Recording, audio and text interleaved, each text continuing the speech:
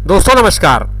जैसा कि आप देख पा रहे होंगे थंबनेल पर ही मैंने लिखा है गांधी क्विज 2022 जाने मोहनदास को। आप सबको ये बात पता ही है कि आज 2 अक्टूबर है और 2 अक्टूबर को देश के दो महान विभूतियों का जन्मदिन होता है। उनमें से एक है लाल बहादुर शास्त्री और दूसरे हैं स्वर्गीय महात्मा गांधी। तो आज की जो हमारी वीडियो है वो महात्मा गांधी को समर्पित है और महात्मा गांधी से संबंधित अनेक प्रश्न सभी तरह की परीक्षाओं में पूछे जाते हैं, चाहे आप किसी भी तरह की कॉम्पिटिटिव एग्जाम में अपीयर हो रहे हो। गांधी पर आधारित कम से कम 2 से 3 प्रश्न हर परीक्षाओं में पूछे जाते हैं। तो हमने उसी तरह के कुछ प्रश्नों का संकलन आज की इस वीडियो में रखने का प्रयास किया है और उम्मीद करता हूं कि वो सारे क्वेश्चंस आपके लिए काम के होंगे। तो वीडियो पर बने रहिए आखिर तक, आपको निश्चित रूप से कुछ अच्छे प्रश्नों के साथ अच्छी जानकारी प्राप्त होगी जो आपकी तैयारी के लिए लाभदायक होगी। तो आइए शुरू करते हैं।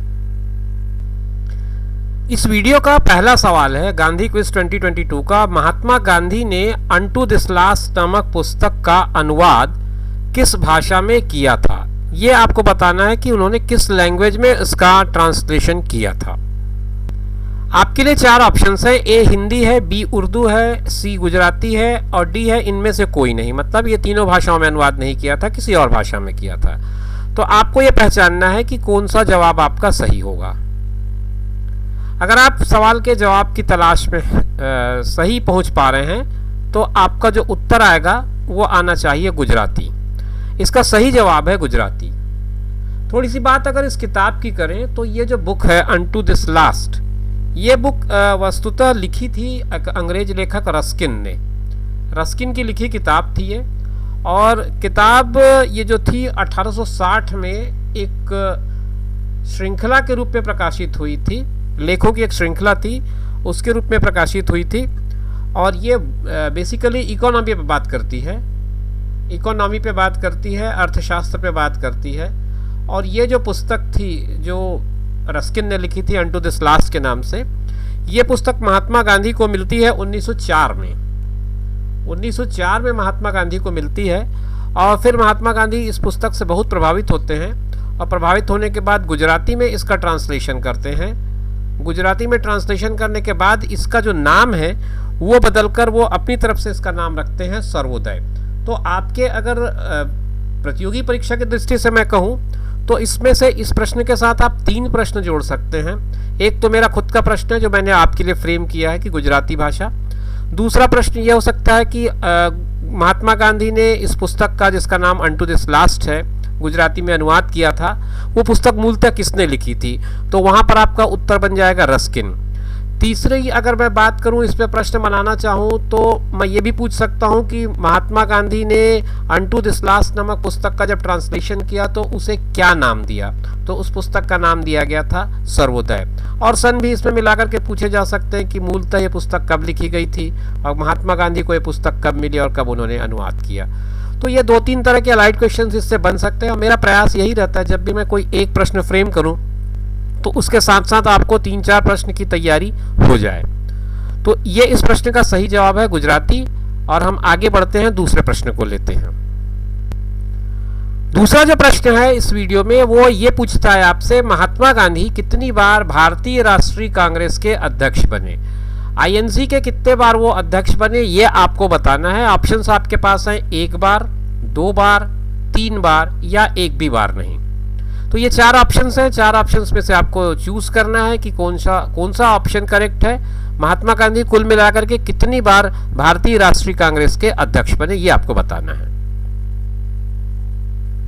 आपने अपना समय ले लिया होगा और उम्मीद करता हूं कि आपने सही उत्तर पे टिक भी लगा लिया होगा। तो आपका अगर सही उत्तर 1 बार है तो इसका मतलब आप और मैं दोनों सही हैं और इसका जो सही उत्तर है वो 1 बार है। महात्मा गांधी अपने जीवन में कुल मिलाकर के 1 बार ही कांग्रेस के अध्यक्ष बने और वो अध्यक्षी जो उन्होंने ग्रहण की थी वो थी 1924 में और ये कर्नाटक में हुआ था। कर्नाटक में ये अधिवेशन हुआ था बेलगाम में। बेलगाम में जो कांग्रेस का अधिवेशन हुआ था उसकी अध्यक्षता महात्मा गांधी ने की थी। 1924 संभवतः वो सन था जहाँ तक मेरी याददाश्त है, 1924 का वो अधिवेशन था। 39वां अधिवेशन था, ये 39th, और ये हुआ था 26-27 दिसंबर को। 26-27 दिसंबर 1924 को हुआ कर्नाटक के बेलगाम में। पहले वो बेलगाम के नाम से ही जाना जाता था, आजकल वो बेलगांव के नाम से जाना जाता है। तो कुल मिलाकर के कर्नाटक के अधिवेशन में केवल एक बार अपने जीवन में महात्मा गांधी ने राष्ट्रीय कांग्रेस की अध्यक्षता की है। अगला प्रश्न है इस वीडियो में, महात्मा गांधी की दांडी यात्रा साबरमती आश्रम से लेकर के दांडी तक कुल कितने दिनों में पूरी हुई थी? आपको ये बताना है कि ये पूरा जो मार्च है, जो दांडी मार्च के नाम से जाना जाता है, वो मार्च कुल कितने दिनों में पूरा हुआ था। आपके पास ऑप्शन है ए 25 दिन, बी है 20 दिन, सी है 24 दिन, डी है 18 दिन। आपको इन चार में से जो सही ऑप्शन है उसको चुन करके बताना है कि कौन सा ऑप्शन आपका करेक्ट है। इसके अगर मैं सही ऑप्शन की बात करूं तो सही ऑप्शन आपका सी करेक्ट होना चाहिए। सी ऑप्शन करेक्ट है। महात्मा गांधी की जो दांडी यात्रा थी वो साबरमती आश्रम से लेकर के दांडी तक चली थी और ये कुल मिलाकर के 24 दिन में पूरी हुई थी। 12 मार्च को ये स्टार्ट हुआ था। 12 मार्च 1930 को ये स्टार्ट हुआ साबरमती आश्रम से, और ये जाकर के 6 अप्रैल 1930 को दांडी पहुंचा और वहां पर ये यात्रा पूरी हुई। तो दांडी मार्च 12 मार्च 1930 से 6 अप्रैल 1930 तक कुल 24 दिनों तक ये यात्रा की अवधि गिनी गई है। अगला प्रश्न इस वीडियो में आप देख पा रहे होंगे, इनमें से कौन सी पुस्तक महात्मा गांधी ने नहीं लिखी है? ये 4 पुस्तकों के नाम है। चारों पुस्तक में से कौन सी पुस्तक ऐसी है जिसको महात्मा गांधी ने नहीं लिखी है, ये आपको बताना है। तो पहला जो पुस्तक है वो लिखा है ए ऑप्शन हिंद स्वराज, दूसरा बी ऑप्शन है सर्वोदय, तीसरा C option discovery of India, चौथा ऑप्शन डी है माई एक्सपेरिमेंट विद ट्रुथ। तो ये 4 में से आपको सही ऑप्शन चूज करना है कि कौन सी पुस्तक उन्होंने नहीं लिखी। प्रश्न को थोड़ा ध्यान से देखा करें, इसमें यह पूछा गया कि कौन सी पुस्तक उन्होंने नहीं लिखी है। इस प्रश्न का जो सही जवाब है वो एक बार फिर सी ऑप्शन में जाकर रुकता है, क्योंकि हिंद स्वराज महात्मा गांधी ने लिखी है। सर्वोदय के बारे में हम अभी अभी चर्चा किए हैं, 1 या 2 प्रश्न पहले हमने इस वीडियो में ही चर्चा किया कि सर्वोदय किस पुस्तक का नाम था। माई एक्सपेरिमेंट विद ट्रुथ के बारे में आप सभी जानते हैं कि ये महात्मा गांधी के जीवनी का नाम है, आत्मकथा उनकी जो है सत्य के मेरे प्रयोग, माई एक्सपेरिमेंट्स विद ट्रुथ है, सा भी लगा होना चाहिए यहाँ, माई एक्सपेरिमेंट्स विद ट्रुथ है। और डिस्कवरी ऑफ इंडिया जो पुस्तक है ये जवाहरलाल नेहरू ने लिखी है। तो ये जो पुस्तक का नाम है वो महात्मा गांधी की लिखी गई पुस्तकों की सूची में शामिल नहीं है। जवाहरलाल नेहरू की लिखी हुई ये पुस्तक है डिस्कवरी ऑफ इंडिया, जिसे भारत एक खोज के नाम से भी जाना जाता है। अगला प्रश्न है वो ये पूछता है, महात्मा गांधी द्वारा चलाया गया इनमें से कौन सा आंदोलन सुमेलित नहीं है?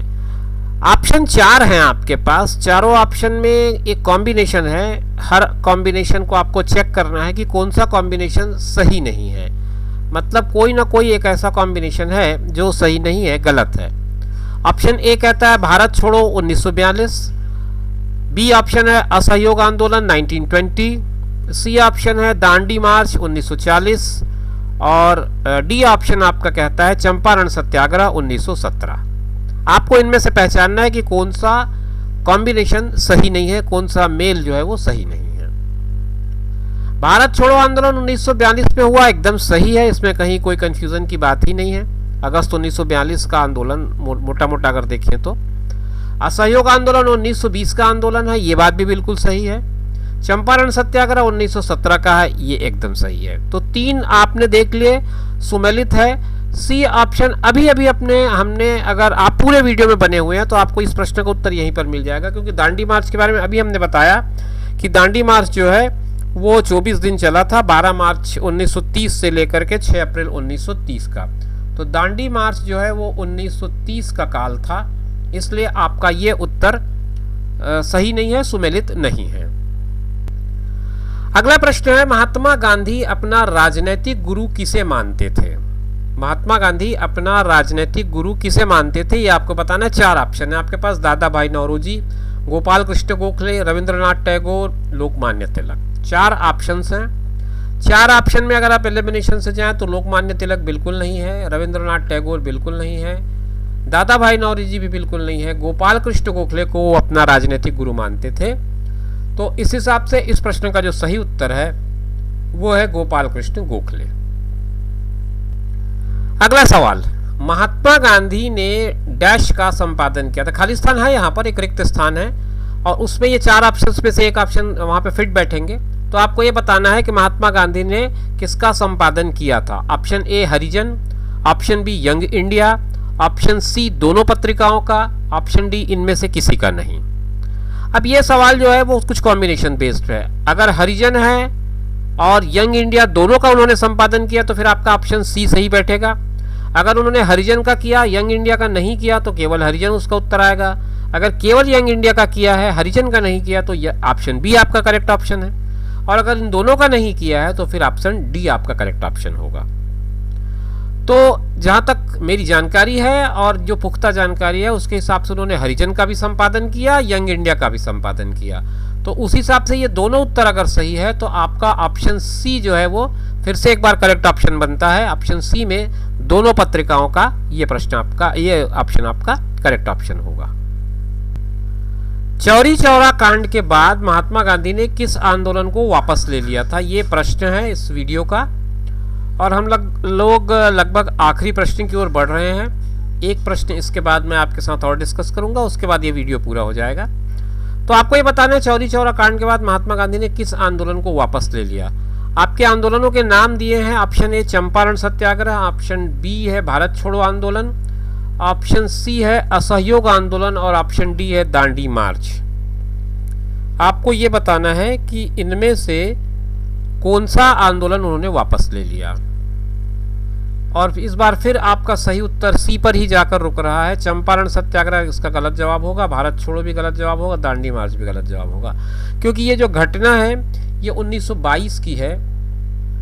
1922